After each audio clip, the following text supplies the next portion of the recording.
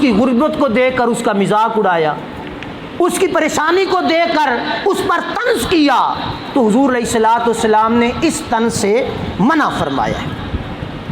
اور پھر حضور صلی اللہ تعالیٰ علیہ وآلہ وسلم نے حضرت عباس رضی اللہ تعالیٰ عنہ روایت فرماتے ہیں کہ نبی کریم صلی اللہ علیہ وآلہ وسلم نے ارشاد فرمایا، اپنے بھائی سے نہ جھگڑا کرو، نہ اس کا مذاق اڑاؤ، نہ اس کے ساتھ کوئی ایسا وعدہ کرو جس کی خلاف ورزی کرو۔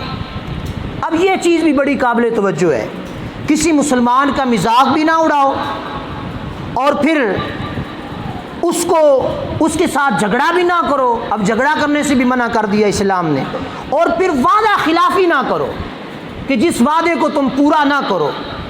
اب میں اور آپ اپنے گریبان کے اندر جھانک کر اپنا دیکھیں، ہم وعدہ کر رہے ہوتے ہیں لیکن اندر سے ہم لوگ یہ سوچ رہے ہوتے ہیں کہڑا تین کو سویرے میں ملنا ہے۔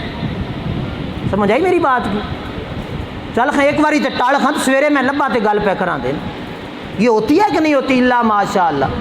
اسلام نے تو بات کر کے اس بات سے مکرنے سے منع کر دیا، اور ہم بات کرنے سے پہلے، وعدہ کرنے سے پہلے اس وعدے سے مکر چکے ہوتے ہیں۔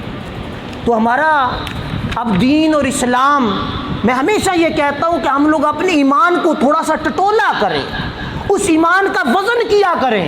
حضور علیہ الصلوۃ والسلام نے فرمایا کہ وعدہ کر کے وعدہ خلافی نہ کرو، تو ہم لوگ اس سے پہلے وعدہ خلافی کر کے بیٹھے ہوتے ہیں۔